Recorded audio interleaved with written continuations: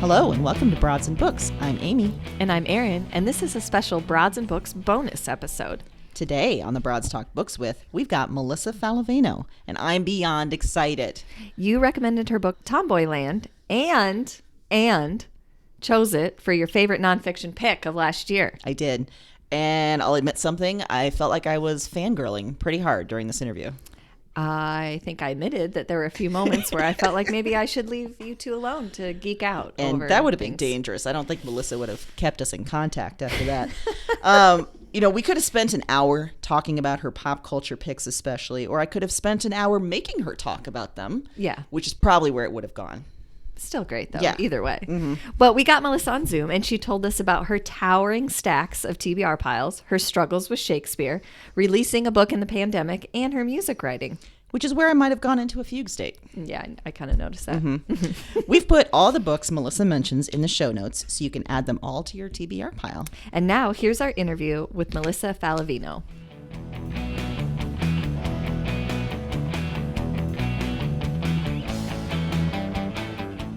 Today we're going to talk a little bit about the books that you enjoyed growing up, the books that have made a big impact on you, what you're reading now, that kind of thing. So I hope that we can just zone out of this terrible world for a little bit and talk about books. Into it. Excellent. It's like my favorite thing. Yeah. Absolutely.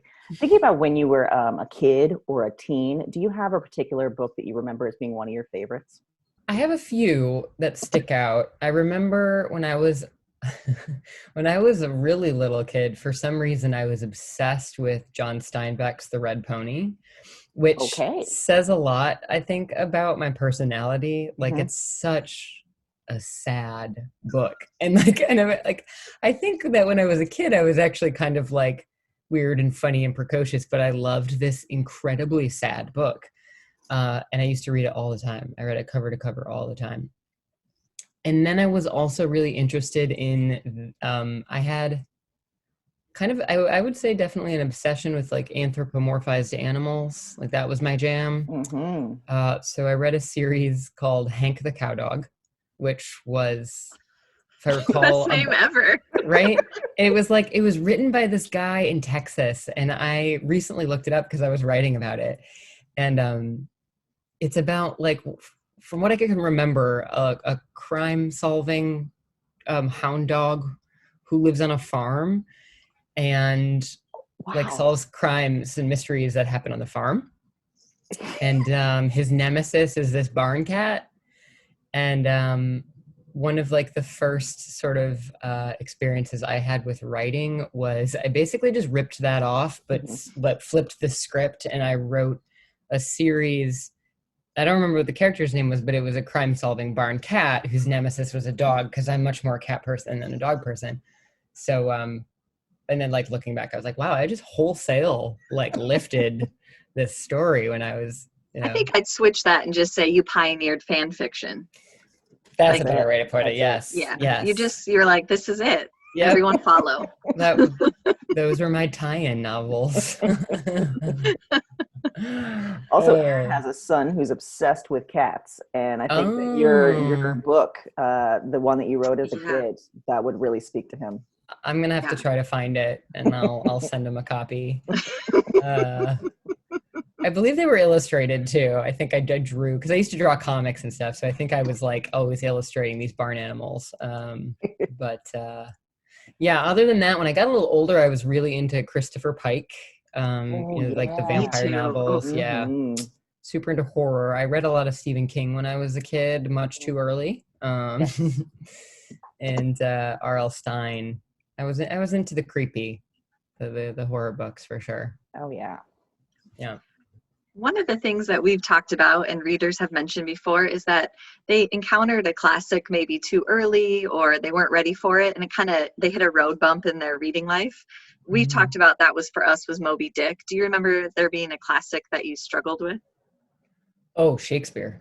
I hated Shakespeare. And I think in high school, even when I had already kind of like identified that I was like interested in reading, as a hobby, and maybe was going to study in college, which I did. And I had a Shakespeare class in high school, and it was just like death. I hated it. It was just the worst. And I think even in college reading Shakespeare, I was like, I wanted to like it so badly. And I loved going to plays. My parents and I went to see Shakespeare plays a lot at this like outdoor theater in Wisconsin. Oh, Cool. So I liked the plays. I just hated reading it. And it wasn't until much later that I developed an appreciation for it and figured out why it was important to still read it and study it. Did your high school teacher make you read it aloud? Oh yeah.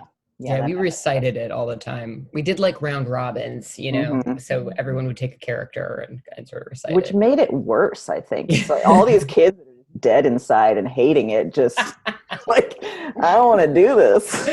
Yes. Although one thing that I remember like specifically was this kid who I grew up with. You know, I grew up in a really small town, so we all knew each other from like kindergarten to, you know, senior year. We were all in the same school. And this kid who was like quintessential, like scrawny dude who hunted and fished and was just like, he had been kind of a bully when he was younger and kind of was outgrowing the bulliness, but still was kind of like a meathead. And I liked him, but he was like, you know, this like quintessential Wisconsin dude. And I remember him in my Shakespeare class reading, and he like came alive reading Shakespeare. Oh my gosh. I remember being like, whoa, Mike really is into this and is really good at it. Like, and it was so incongruous and awesome. I still think about that all the time. I wonder what Mike's doing these days. Right. You know, actually, I sort of internet stalked him recently because his mom contacted me. His mother, who was my fourth grade, little secret about me, for one football season in fourth grade, I was a cheerleader. And I know.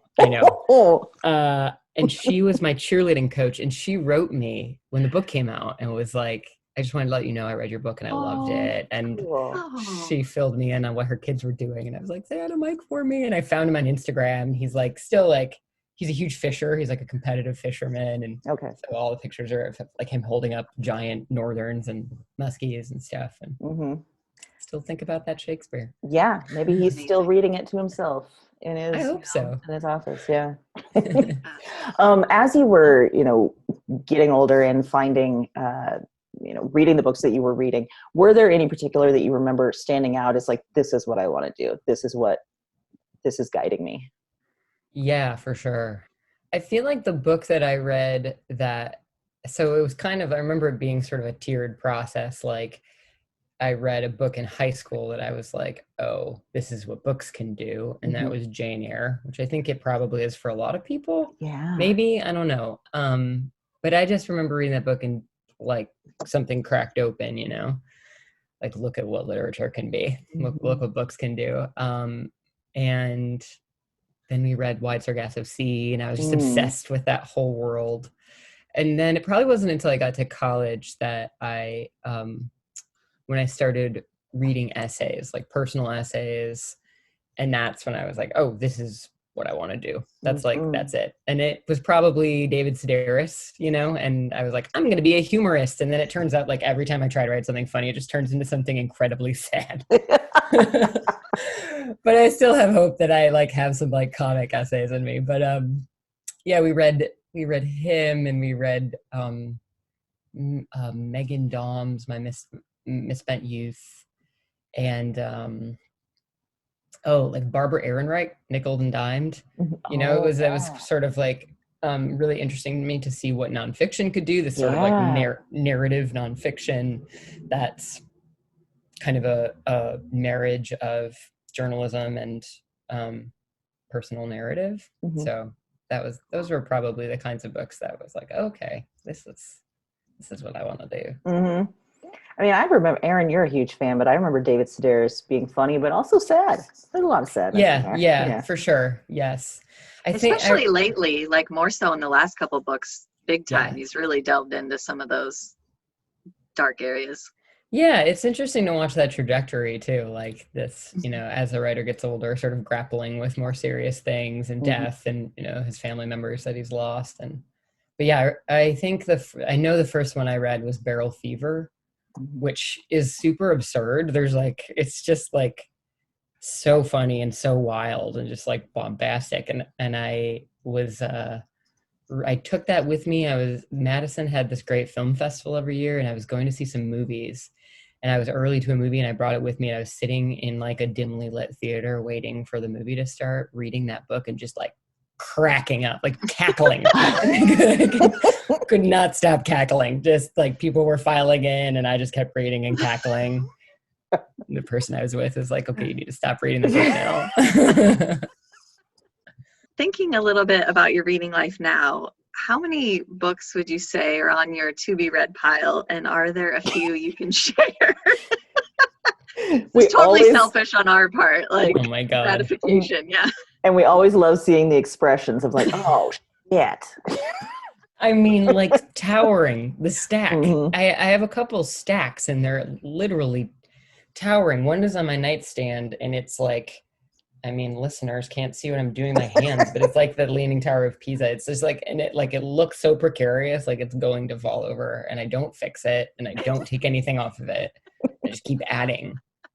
No, my to be read pile is always massive, and it's a combination of books that I just want to read because I know I want to read them, and books that I might cover as a writer, like interview their authors that publicists have sent me that, you know, have been kind of like, you know, trying to get me to review or interview them. And so I've got kind of both of those stacks going at once, and they are massive. I can't even give you a number. It's like dozens. Well, that's helpful because, yeah, like Erin said, it's a fully selfish question. We just want to feel like we're not the only ones, that it's unachievable. You are not alone. You are not alone. I don't know how anyone ever does it. Like, does anyone ever get to all of their to be read books? I don't think so. I feel like no. No. How? There's something, no, I don't know. It seems impossible. There's also something about like the anticipation, I think, like looking at all that possibility. Mm-hmm. Mm-hmm. Mm-hmm. So as you've been looking at that possibility and you start chipping away and you start reading it, have there been any books lately that have really surprised you, that have really been, you know, have really stood out? Yeah, definitely. One that I just fell in love with that I knew nothing about was a debut novel by a writer named Gabriel Bump. Yeah, Erin do you read know that. him? Yeah. So I good. loved it. I loved it so much. And so Gabe is, so I'm teaching at UNC right now, and he got hired to teach fiction there starting next year. And I got to sit in on like one of his like late stage interviews, and he read for that like meet the faculty thing. And I was just like, ooh, I can't wait. And then we kind of connected because he's from Chicago, and he had spent a lot of time in the UP of Michigan, and I kind of grew up going there all the time. And my family vacationed there every year to the UP, and I was like, I know Chicago, I know like the UP, let's talk about the Midwest. And so when he was putting together his paperback tour, he got in touch and said, would you want to do an event with me for Women and Children First in Chicago? Oh my God, that's perfect. And I was like, yes, I love that store. And so I got a copy of his book and just like read it in 2 sittings and loved it. It's so funny. It's so powerful. Like I don't know. It reminded me of reading Jesus' Son by Dennis Johnson. Mm-hmm. Like it was just like really propulsive and urgent and really funny. So that's that one for sure. And I'm going to be telling everybody about that for a while, forever probably. And let's see what else. So many. Are you looking at a pile right now? Yeah. Yes, that's good. So I'm currently reading the forthcoming collection from a friend of mine who is also one of my favorite writers, Melissa Faliveno. Oh yeah. Her new collection is called Girlhood, which is just so good, so brilliant. You know, she writes about feminism and girlhood and queerness and the body, and it's just like she's at her best, I think. Highly recommend that. That's coming in March. What else? There's so many. Oh man, I could answer this question forever. So you probably have to stop me at some point. Oh, another one that I'm reading right now that I kind of just started picking through was another essay collection called White Magic by Alyssa Washudah. That's coming this spring too from Tin House. Like I don't even know how to describe it. There's a lot of like mysticism and magic, but she also talks about like race and identity as an Indigenous writer, and it's great. How do you normally find your book recommendations? I guess it's mostly word of mouth. People, friends that I have, especially people who are kind of like in the whole like writing literary world, will be like freaking out about something. And if enough people that I love and respect are freaking out about something, I'll get a copy. An example of that is this novel called Detransition Baby that just came out by Tori Peters, who I also found out is my neighbor. Like she lives like 3 doors down from me on my street. She used to live literally next door to me, and we connected on. Actually, Melissa Faliveno put us in touch, and she was like, "I think you guys live on the same street." Anyway, so we're both in the same neighborhood, and I'm really excited to read her book. But yeah, I think like word of mouth, and then publicists send me stuff all the time to cover, and I have like there are certain publicists who, if they tell me like this is a book you're gonna like, I trust them, and usually I'll read that. So those are my usual sources. Just adding to the top of your reading stacks. Yeah, towering. Well, we recommended Tomboyland in a past episode, and it was my top nonfiction pick of last year. So loved it. Are there any particular books or authors that you think inspired that book in particular? Any Midwest writers, that kind of thing? Yeah. Probably the biggest one is Joanne Beard, who was in Iowa. She was born and raised in Iowa. If you haven't read her book, The Boys of My Youth, highly recommend it. I actually have a copy right here to show you on my desk. I never leave home without it. It's always next to my writing desk. I studied with her in my graduate program, and she was my thesis advisor, and she just like, I don't know. She's kind of like my magnetic north. But she writes about growing up in the Midwest and girlhood, and she writes about like heavy stuff. Like the essay that kind of made her famous was this piece that was published in the New Yorker in like 96 called The Fourth State of Matter. And it was about this shooting that happened at the University of Iowa when she worked there.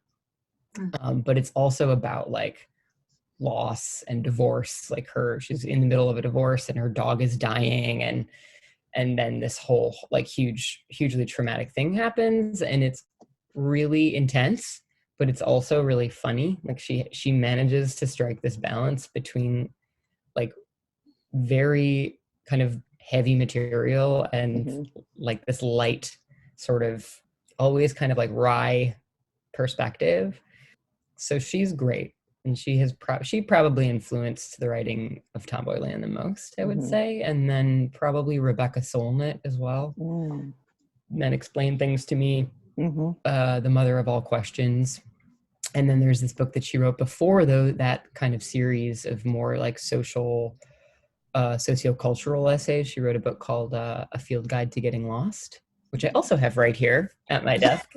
Yeah, we love to see covers. Yeah, I keep this stack of like all the books that I, when I'm writing, I'll just kind of pick it up from my little stack by my desk and like flip to something, and sometimes that unlocks something. Yeah. So those two probably were the most influential, I would say. Maybe thinking back a little bit, maybe pre-pandemic, or even, as you said, some people have reached out. Do you have a most memorable fan interaction? That could be humorous, serious. We've heard a lot of strange fan interactions. Definitely had some strange ones. It's hard to pick a strange one because there have been a lot.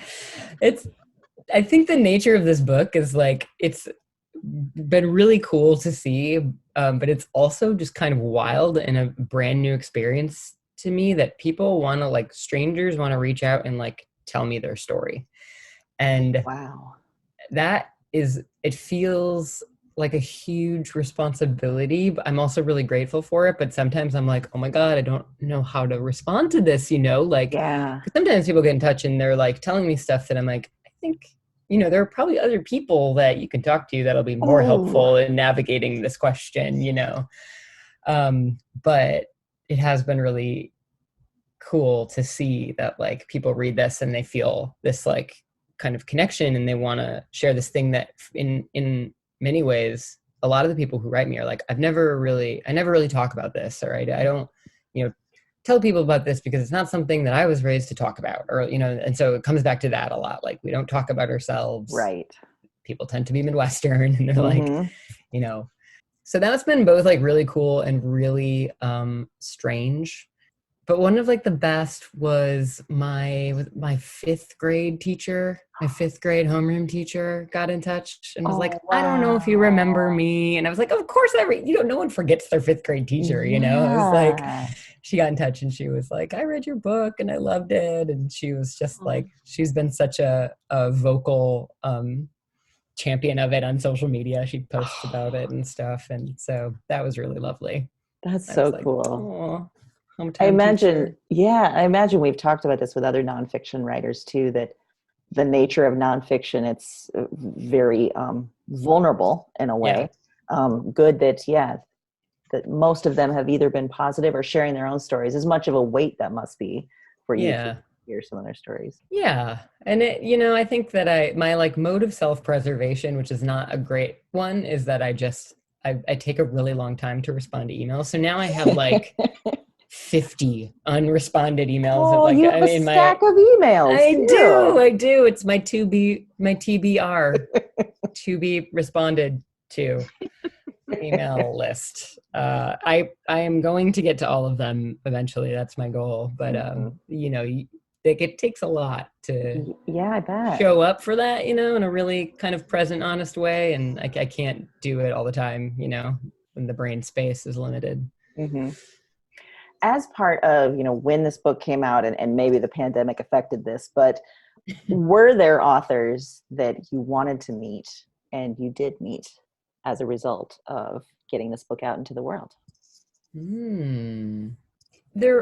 I think a few people whose books came out in 2020 with me around the same time. That was kind of the best. Like I met them, virtually, either on Twitter or at some event or something.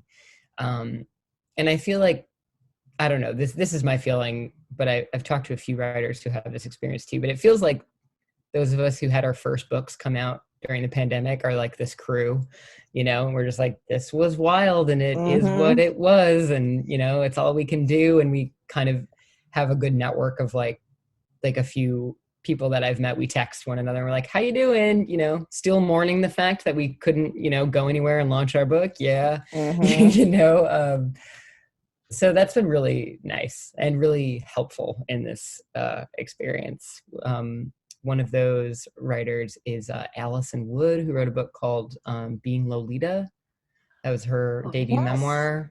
She and I know each other. We were both Epiphany Breakout 8 writers, and she was in my sort of cohort. So I've gotten to know her a little bit, and that's so great. That's awesome. Yeah, and we hadn't heard of each other until we figured out because our books launched on the same day. So we're like, we share a pub day. And so we were kind of checking in on pub day and stuff. And, we're alone in our apartments when our books are coming out. And we're like, what are you doing? How you doing? Like, you okay? You doing something nice for yourself today? Like sitting at home, like freaking out, So yeah, that's in lieu of, like the dream of touring and meeting people and getting to do events with people. That's been really cool. Yeah. And then there's Tori Peters down the street that you'll go meet at some point. Yep. Yep. And I did some virtual events. I did quite a few virtual events and I met a lot of writers that way too. Nice. Especially at like reading series and things like that. All the launch events that I did virtually, I did with friends. So Melissa Faliveno did an event with me. Alex Marzano-Lesnovich, who I know you had on the show. Yes. Yeah. And Elena Passarello, who's an essayist and friend of mine whose work I love. So that was nice too, being able to like have a few virtual events and have them with people that I really like and whose work I really respect. And that felt kind of dreamy, you know, very dreamy. How would you say that your reading life has changed since you became an author? Good question. I think I definitely have more of a, I don't know, I'm interested in like the life of the book in a way that maybe I wasn't as much before. I was always kind of interested in that because I worked as an editor for a really long time at Poets and Writers magazine. So we were always covering like the story of a book or a writer's life or whatever. So I was always kind of interested in that, but I find myself reading and thinking like, how long did this take you? You know, like what challenges did you, knowing what I know now, like about the process and how kind of difficult it is and how wild it is. I'm interested in like, what were your moments where you were like, this sucks, or this is crazy, or this is not what I imagined it would be, or whatever. I want to know everybody's like publication story, basically. Yeah. Do you think that there is a book that everyone should read? Oh. It's a lot of responsibility. Oh my God, yeah. A lot of choices. Yee! I'm looking at my shelf right now, trying to pick one. This is a really tough question. Yes, I do think that.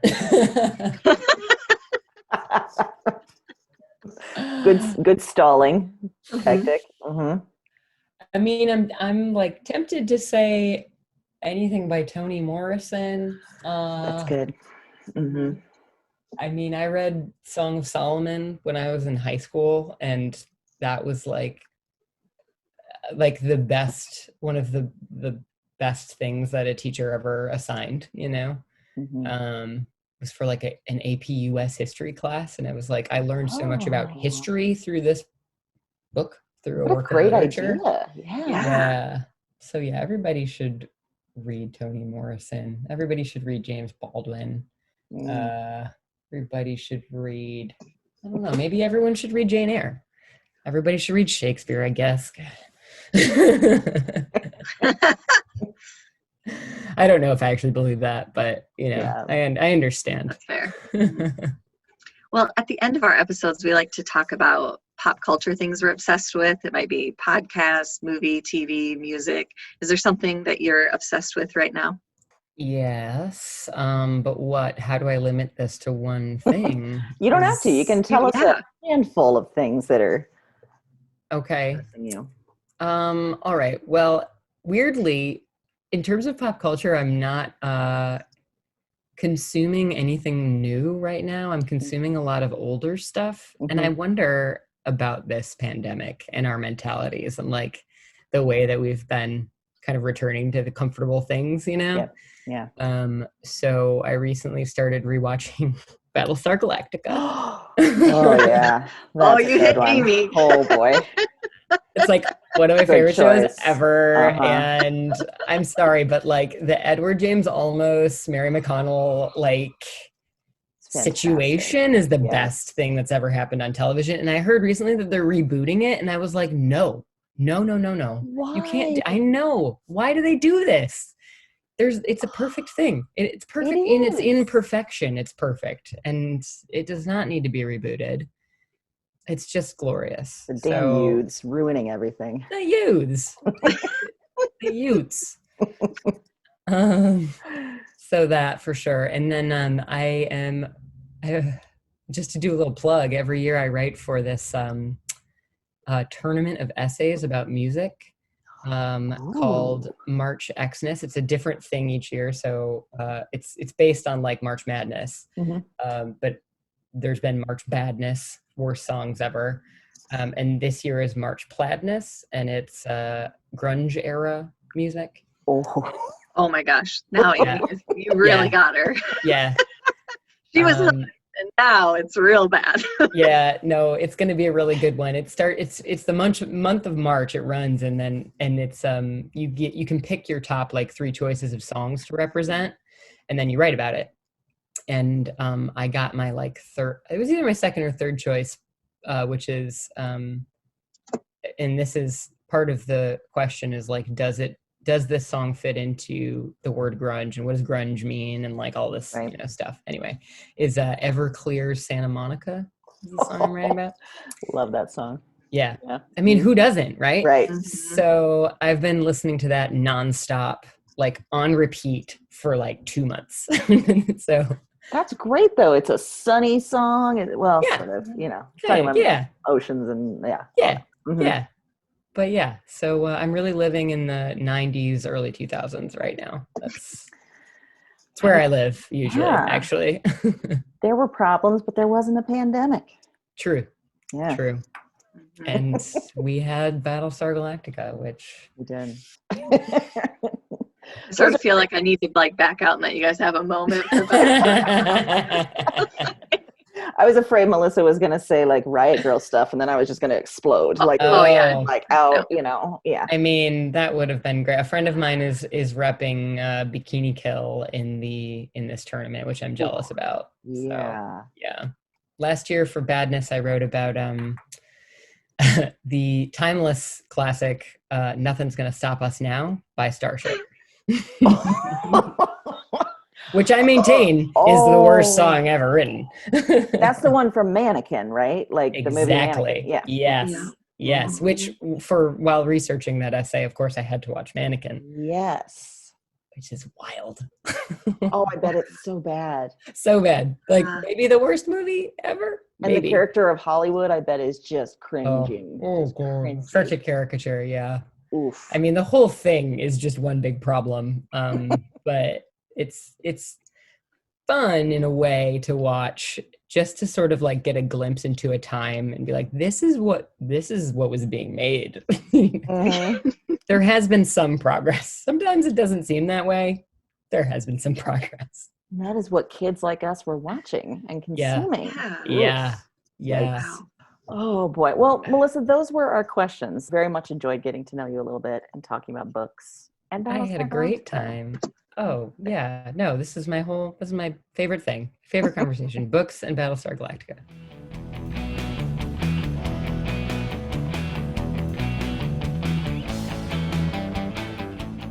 Oh, Erin.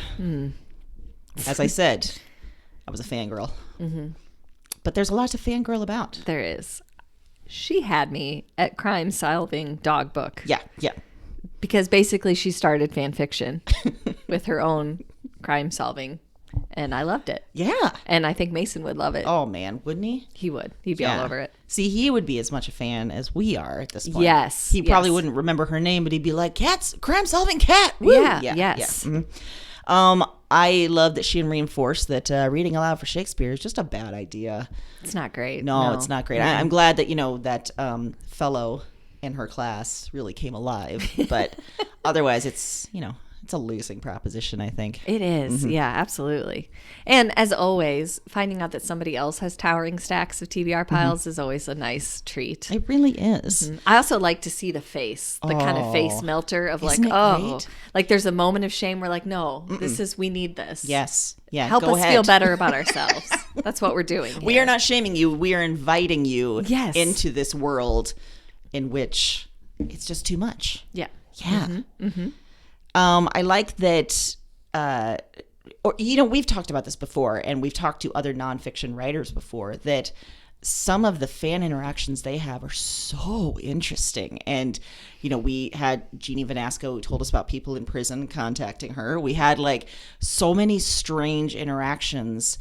And Melissa didn't really get into that, but she did sort of confirm that, people are sharing very personal things with her. And that seems to happen a lot to nonfiction writers who are very, especially memoir writers or essay writers. Which could be so gratifying and feel like you really did this great service, but could also, that's just a lot to carry as a human, and to, I imagine, feel like every time you open your email, be like, all right, I got to get the emotional bandwidth to kind of deal with this because of, what I put out there. Yeah. No wonder she has to kind of, she said there's a lot to get to. Yeah. A lot of emails. Yeah, no wonder. Understandable.